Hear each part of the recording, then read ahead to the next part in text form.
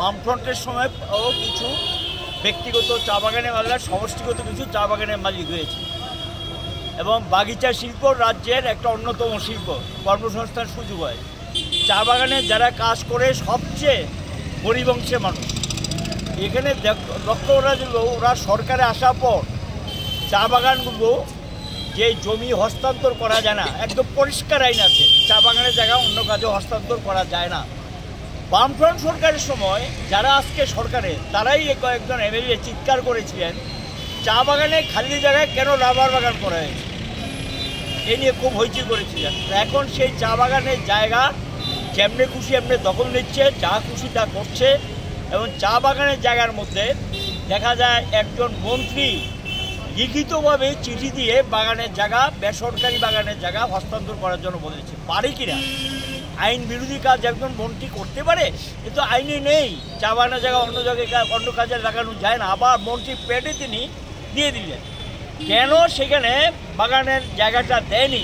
রাতের অন্ধকারে বুলডোজার লাগিয়ে এখানে প্রচুর চা বাগানের গাছ ধ্বংস করে দেওয়া হয়েছে, ড্রেন করে দিয়েছে, রাস্তা ক্ষতিগ্রস্ত করেছে। জায়গায় জায়গায় এভাবে বাগানের জায়গাগুলো তারা দখল করছে। এখানেও মৌনপুরে জায়গায় একটা নবোদয় স্কুল করে 15 একর জায়গা নিয়ে গেলে মৌনপুর চা বাগানে। এখানে একটা নার্সারির নামে আরও প্রায় কয়েক একর জায়গা তারা নিয়ে গেলেন। এগুলি সব চা বাগান ধ্বংস করে এটা করা হয়েছে। আরেকটা জলাশয় নির্মাণ করা হয়েছে। কী করে করেন? কালাছড়া চা বাগানে সেখানে গিয়ে এখানে যারা জমি বিভিন্ন এই মাটি টাটি এনে বিক্রি করে বাগান ধ্বংস করে এখান থেকে চুর জব্বরি করে বাগানে মাটি নিয়ে আসছেন। এভাবে রাজ্যে বিভিন্ন জায়গায় বলে শেষ করা যাবে না, বাগানকে ধ্বংস করে দিচ্ছেন, বেআইনি কাজ করছেন।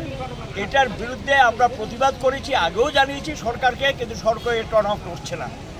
বাধ্য হয়ে আজকে আমরা রাস্তায় নামলাম। আমাদের পরিষ্কার বক্তব্য, বাগানের জায়গা বাগানকে ফিরিয়ে দিতে হবে, এই বেআইনি কাজ করা যাবে না।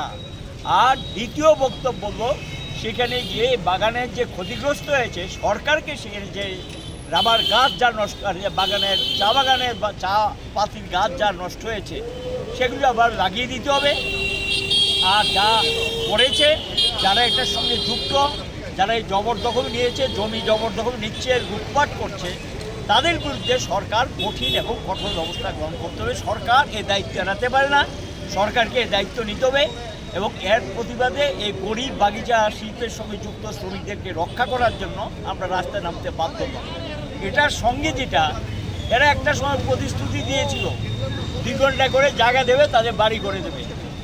ভোটের আগে ঢাকঢোল পিটিয়েছেন, পায়নি, বাড়িও করে দেনি, খাওয়ার জল নেই, বিদ্যুৎ নেই, মজুরি পায় না, রেশন পায় না, মানে চিন্তাই করা যায় না যে অবর্ণনীয় একটা অবস্থা। এবং সেখানে গিয়ে নিয়মিত যে অল্প পয়সাটা হয় সেটাও পাচ্ছে না। এরই প্রতিবাদে আজকে এই মিছিল আমরা সংগঠিত করছি।